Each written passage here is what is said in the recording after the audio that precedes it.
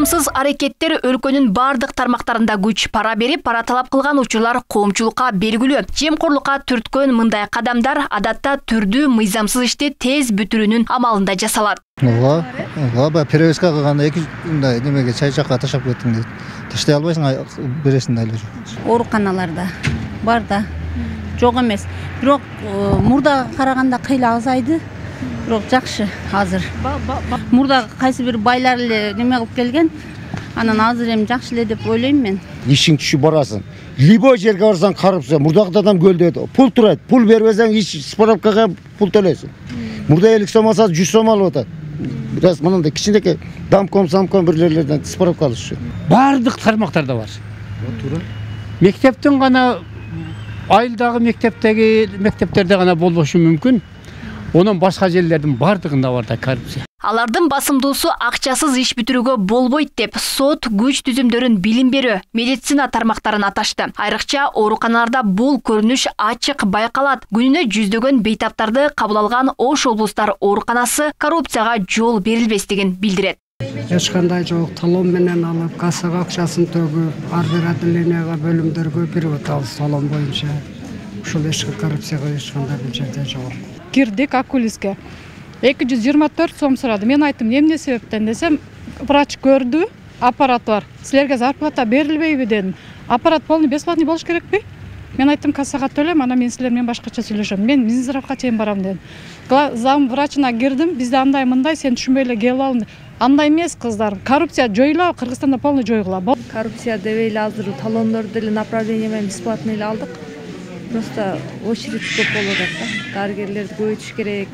Жыл ичинде андай официалдуу түрдө андай кайрылуу болгон жок, бирок бизге айткандай анонимдүү түрдө мындай жалпысынан эле алатышат деп эле ошентип жазгандар болот. Кээде төлөп калдык, ашыкча төлөнүп калды деп. Бирок мындай факт менен дарыгерлерди ошол акча алган учурларын же башка талап кылган учурларды жок каталган жок. Анан бул боюнча ар бир жыйында бөлүм башчылары да аябай жакшы иш алып барышат. Бөлүмдөрдө ошол улуу медайымдар плановый келген, пландуу түрдө келген бейтаптарга алдын ала түшүндүрүү иштерин жүргүзүлөт. Больницанын режими тууралуу ошондой эле. Коррупцияга баткан мекемелердин сап башында сурамжылоодо унаа мекемесин да аташат. Айдоочулук, көйлүк алууда жарандар пара берүү деген түшүнүктү аттап өтө албасын жашырышпайт. Анткени менен ишкана 100% бул жемкорлуктан арылганын айтып ишендирүүдө. Негизи биздин бөлүмдө андай нерсе жок. Азыр күндө мен сизге 100% айта алам. Башка бөлүмдөрдө чынында билбейт экем. Балким чет жактардан бул нерселер болуп атканда, бирок мен айта албайм ал нерсени. Биздин учурларда 24-күнгө чейин 24-жолу катышып өткөн адамдар бар. Ишенбесеңиздер өзүңүздөр деле могу жерден сурап көрсөңүздөр, ондан ашык келген инсандар бар. Канчасында деген бизде ошо сиз айтып аткан нерсени суранышат. Көп тиле каршы андай жардам эч качан бере албайбыз, бербейбиз дагы.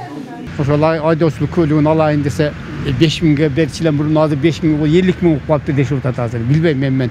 Жакшы, аз элдер келип атат, нормально. Очередь менен кирип, калгандар алышып, мындай коюп. Силер кыйын эле, азыр зор болуп атат. Не только алган адам. Ошон үчүн берген адамдарды деле контролдош керек го дейм. Бере салып, бере салып, эптеп бүтүрө калып, очередтен эртерээк жыла калып, ушинтип көргөн учурлар бар. Бул жемкорлукту эл аралык Transparency International уюму да ачыктап чыкты. Аталган уюм 1995-жылдан бери коррупцияга баткан өлкөлөрдүн рейтингин тизмектеп келет. Бул жолу да Кыргызстан сүткор мамлекеттердин катарына кирип 141-орунга чыкты. Аталган иликтөө боюнча 30 пайдан жогорку баалгандар орточо көрсөткүчкө ээ болот. Аны жакынкы Өзбекстан жана Казакстан мамлекеттери да алган.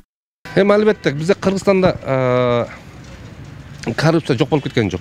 Бир 4-5 жыл мурун Кыргызстандагы миллионерлердин тизмеси чыкканда, бир 4-5 жыл мурун ошондо бир 10го жакын бажы кызматкери жүргөн да, 10го жакын. Коррупция көрдүңөр каякта жетет. 10го жакын бажынын жетекчилери турган. Ошол 100-дүктүн ичине киришкен да. Коррупция азыр Кыргызстанда азайды дегенге негиз жок. Алар көрүнүп турат коррупциячы. Алар өзү көрсөтүп далилдеп коюп атат. Себеби алардын тапкан кирешеси менен айлыгы дал келбейт. Пара талап кылып солчонтөкө сулугондорго карата өлкөдө аеосуз күрөш жүрүп келет. Атайын кызмат ондогон аткам нерлерди жемкорлукка айыптап жоопкерчиликке тартууда. Анын ичинде бажы тармагында дагы ири коррупциялык схема ачыкталып, 76 адам кызматтан кеткен. Жалпы коомчулук, жалпы бийлик, парламент бардыгы ушул коррупцияны жоготуу жөнүндө, ага бөгөт коюу жөнүндө өзүнүн ишмердүүлүгүн жүргүзүш керек. Мисалы, Кыргызстанда парламентинен кабыл алынып аткан мыйзамдарды экспертиза жүргүзүш керек да.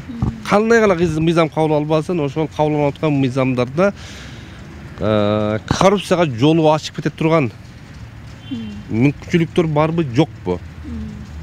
Бул дагы ушул дагы экспертиза жүргүзүлүш керек да. Мисалы, биздин Кыргызстандагы иштеп аткан мыйзамдарыбыздын 99% коррупцияга жол ачат. Кыргызстан аталган уюмдун иликтөөсүнө 1999 жылдан бери кошулуп келет, бирок бир да жолу 30 упайдан ашалган эмес. Борбор Азия мамлекеттери боюнча Казакстан 39 упай алып 93 орунга жайгашса, Өзбекстан 33 упай алып 121 орунду ээлеген. Ал эми Тажикстан 20 упай менен 162 орунду, Түркмөнстан 18 упай менен 171 орунду алган. Ал эми бул жылы 90 упай алган Дания, Финляндия, Жаңы Зеландия, Норвегия, Сингапур коррупциясы аз өлкөлөрдүн алдыңкы 5-тигин толуктады. Алмагүл Эрке, Байгысы, Адилбек Абдакимов, Ош ТВ.